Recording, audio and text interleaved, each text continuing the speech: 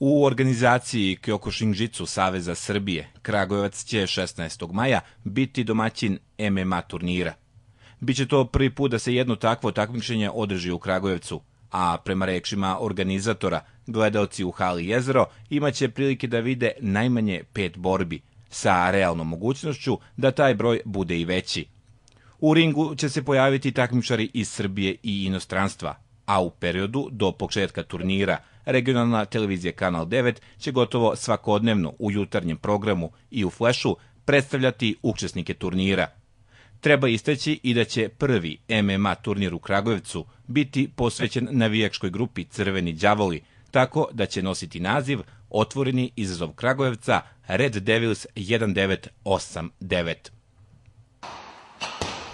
Milovan Đeković važi za izuzetno velikog borca, koji ne odustaje ni u najtežim trenucima.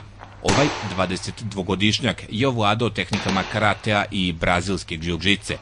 Do sada je imao 5 mečeva i trijumfovao u 3 i na ringu u Kragujevcu želi da taj skor poboljša. U njegovoj kategoriji do 80 kg očekuje se izuzetno uzbudljiv i dinamičan meč, jer će Đeković u ringu snage odmoriti sa takođe veoma dobrim Jovanom Vasovićem iz Beograda.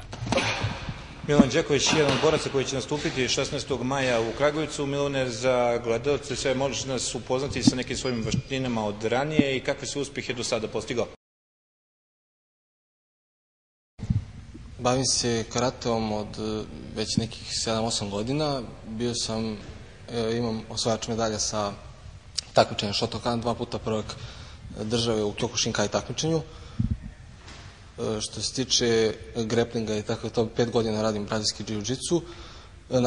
Nastupam za rvački klub Železničar i treba da položim za majstorsko zvanje u taekwondo. Što se tiče borilačkih veština, a što se tiče MMA kao MMA, zato što je jedna slobodna borba i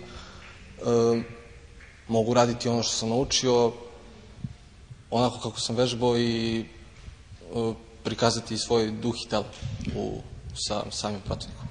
Ono što je posebno zanimljivo, što vjerojatno naši gledalci ne znaju, za nas same ovdje bilo je to iznenađenje, spremam se da uđeš i u Guinnessovu knjigu rekorda.